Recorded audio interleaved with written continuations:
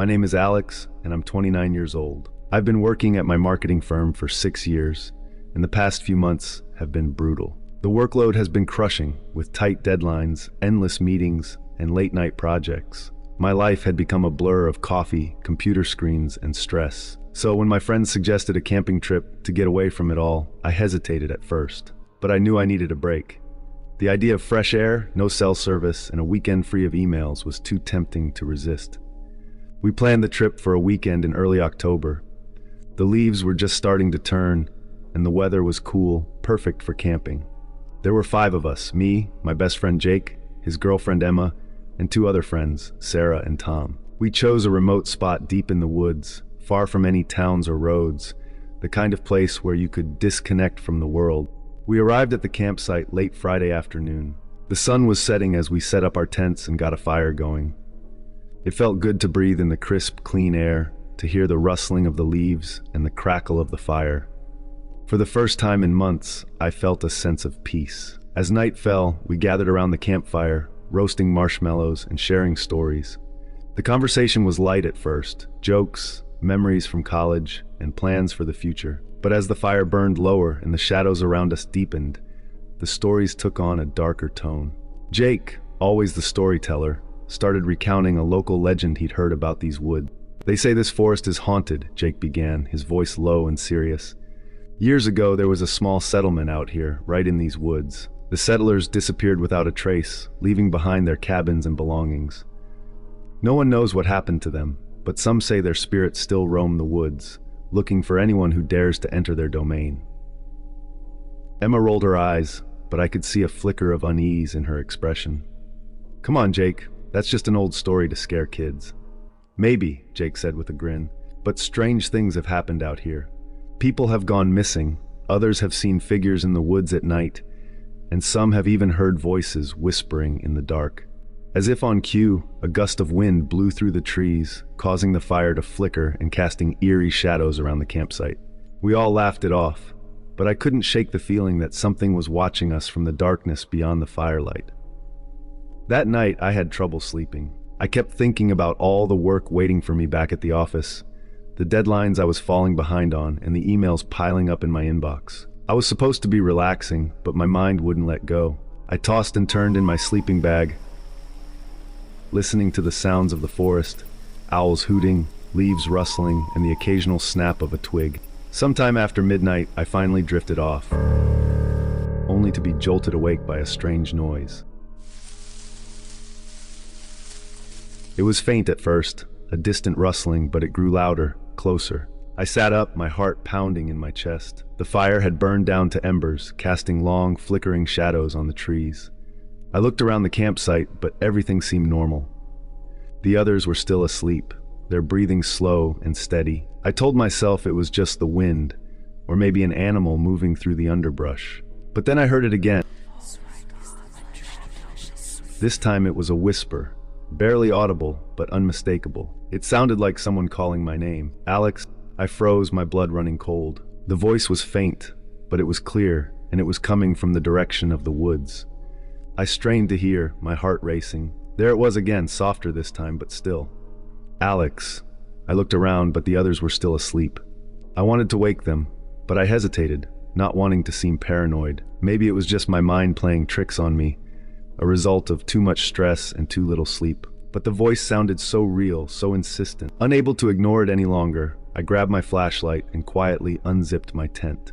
The cold night air hit me as I stepped outside, the light from my flashlight cutting through the darkness. The trees loomed tall and menacing, their branches swaying in the breeze. I shone the light around the campsite, but saw nothing out of the ordinary. The whisper came again, this time from deeper in the woods. I felt a chill run down my spine. It was the same voice, soft and urgent, calling my name. "Alex." Against my better judgment, I took a few steps toward the trees.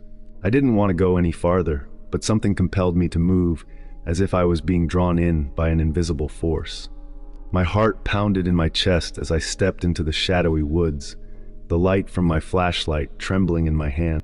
The whispering continued, guiding me deeper into the forest. I followed it, my mind racing with fear and confusion. Who was calling me? And why? The voice was familiar, but I couldn't place it. It was like a distant memory, just out of reach. I don't know how long I walked, but eventually I found myself standing in a small clearing. The moonlight filtered through the trees, casting an eerie glow on the ground. There, in the center of the clearing, was an old, weathered cabin. It looked abandoned, the wood rotting and the windows dark. The whispering had stopped, leaving only an oppressive silence. I stood there frozen, staring at the cabin. Something about it felt wrong, like it didn't belong here, like it was out of place and time. I wanted to turn back, to run back to the safety of the campsite, but my feet wouldn't move. I was rooted to the spot, unable to tear my eyes away from the cabin. Then, without warning, the door creaked open, revealing nothing but darkness inside. I don't know what possessed me to do it, but I stepped forward toward the open door. The air was thick with a sense of foreboding, but I couldn't stop myself. My mind was screaming at me to turn back, but my body wouldn't listen. As I reached the door, I felt a cold breeze brush past me, and suddenly the whispering returned, louder this time, more urgent. "Alex, come inside." My hand trembled as I reached for the door, pushing it open wider. The darkness inside was impenetrable, swallowing the light from my flashlight. I took a deep breath and stepped over the threshold. The moment I entered, the door slammed shut behind me, plunging the cabin into complete darkness. Panic surged through me as I spun around, trying to find the door, but it was gone, as if it had never been there. The whispering surrounded me now, echoing off the walls, growing louder and more frantic. "Alex, you shouldn't have come." Suddenly, I felt a cold hand grab my arm, pulling me deeper into the darkness. I screamed, struggling to break free, but the grip was too strong. The whispering turned into a cacophony of voices, all shouting, all accusing. "You shouldn't have come. You don't belong here. You can't leave." I felt myself being dragged through the darkness, the ground disappearing beneath my feet. I was falling, spiraling into an endless void, the voices growing louder, more deafening. And then, just as suddenly as it had begun, it all stopped. The voices, the cold hand, the darkness, it all vanished, and I found myself lying on the ground outside the cabin, the first light of dawn filtering through the trees. I stumbled to my feet, my heart pounding and my mind reeling. The cabin was gone, the clearing empty. I looked around, disoriented, trying to make sense of what had just happened. When I finally made it back to the campsite, my friends were waking up, oblivious to the terror I had just experienced. I didn't tell them what had happened, too shaken to even put it into words. We packed up and left that morning, and I never spoke of that night again. But the memory of that whispering voice, of that cold hand, haunts me still. And I know that no matter how far I run, no matter how hard I try to forget, a part of me will always be lost in those woods, trapped in that cabin that doesn't exist. And the workload I was so stressed about, it seems trivial now, compared to the horrors that lurk in the shadows, waiting for those who dare to venture too far from the safety of the firelight. I'm Nathan, 26 years old, and this camping trip was supposed to be my escape. After months of grinding at work, endless emails, late nights, and the constant pressure to meet deadlines, I was on the edge of burning out. My friends had bailed last minute, but I decided to go alone. I needed the solitude, the quiet, and the chance to clear my head. The forest was dense, remote, and exactly what I needed. I found a spot off the beaten path, far from any trails or other campers. I set up my tent near a small clearing, surrounded by towering pine trees that seemed to swallow the light. It was peaceful, the only sounds being the occasional chirping of birds and the rustling of leaves in the breeze. By the time I had my tent set up and a fire going, the sun was dipping below the horizon. The warmth of the fire and the solitude started to ease the tension that had been knotting my shoulders for weeks. I leaned back against a log, letting the crackling flames hypnotize me, feeling the stress of work slowly melt away. As night fell, the forest around me transformed. The vibrant greens and browns of the day faded into deep, shadowy blues and blacks. The firelight created long, flickering shadows that danced among the trees.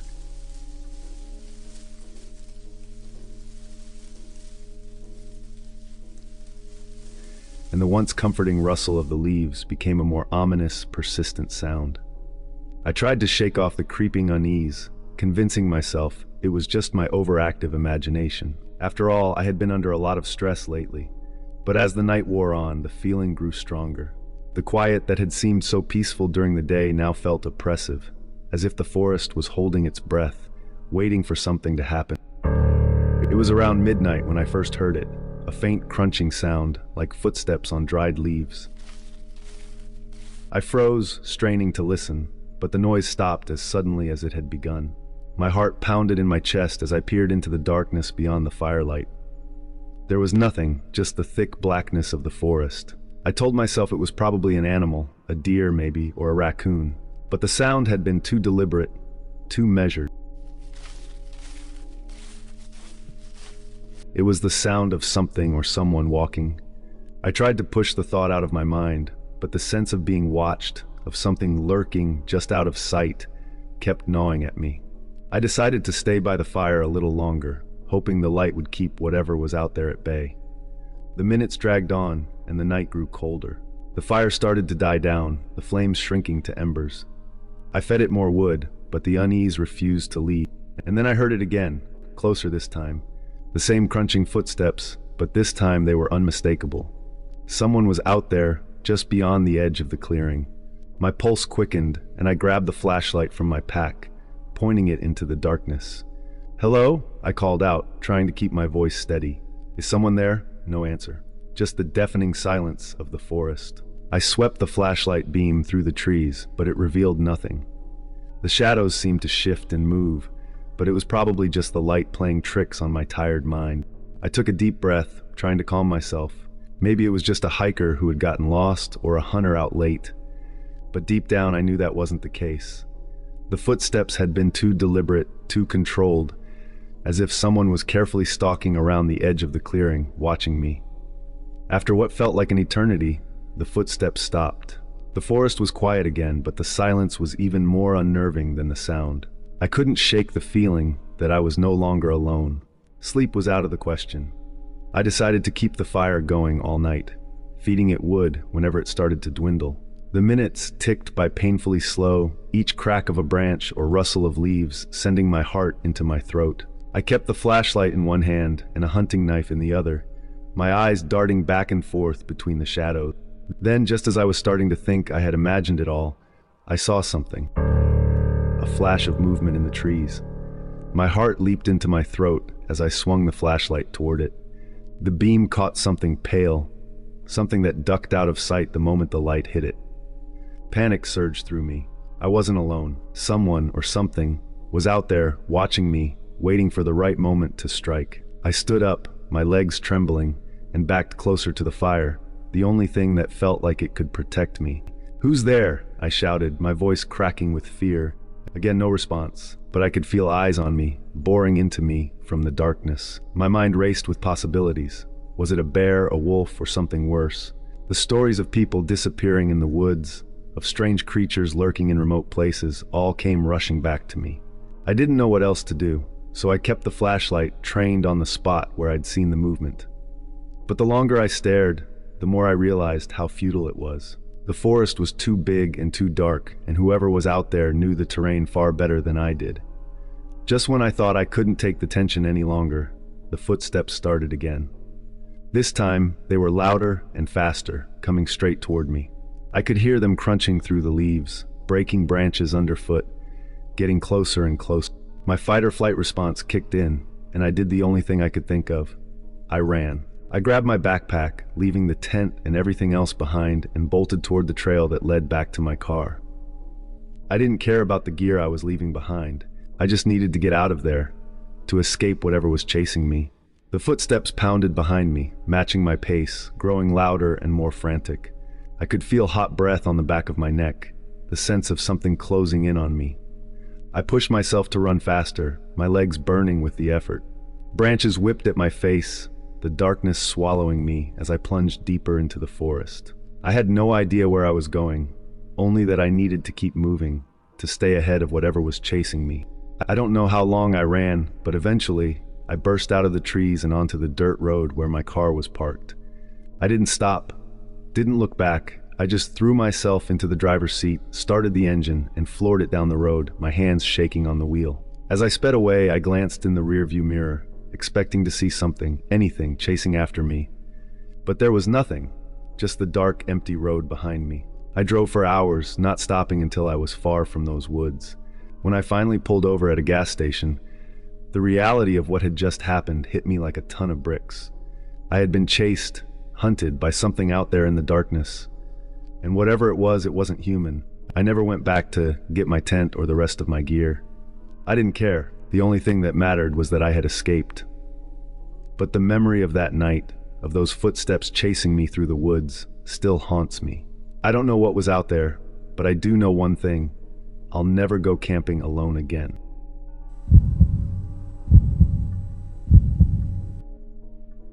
My name's Daniel, and I'm 31. Camping has always been my way of escaping the grind of city life. The fresh air, the quiet, and the chance to disconnect from everything always brought me peace. But last summer, I learned that sometimes the isolation of the wilderness can be anything but peaceful. I had taken a week off work to get away and find some solitude in the mountains. I chose a remote area I'd never explored before, a place far from the usual camping spots, deep in the heart of a sprawling national forest. The trail I found on an old map promised seclusion, the kind of place where you wouldn't run into another soul for days. I packed light, just the essentials, a tent, sleeping bag, some food, and water purification tablets. My plan was simple. Hike as far as possible on the first day, set up camp, and then spend the next few days exploring the surrounding wilderness. No phone, no emails, just me and the forest. The trail started well enough, clearly marked and well-trodden, but after a few hours of hiking, it began to narrow, the underbrush growing thicker and the trees denser. The path became harder to follow, and it was clear that not many people had ventured this far in a long time. That was exactly what I wanted. By late afternoon, the trail had all but disappeared, swallowed by the forest. I found a small clearing near a creek and decided to set up camp. The spot was perfect, far from any signs of civilization, with the sound of the bubbling creek providing a soothing backdrop. As the sun dipped below the horizon, I got a fire going and settled in for the night. The forest was alive with the sounds of nature.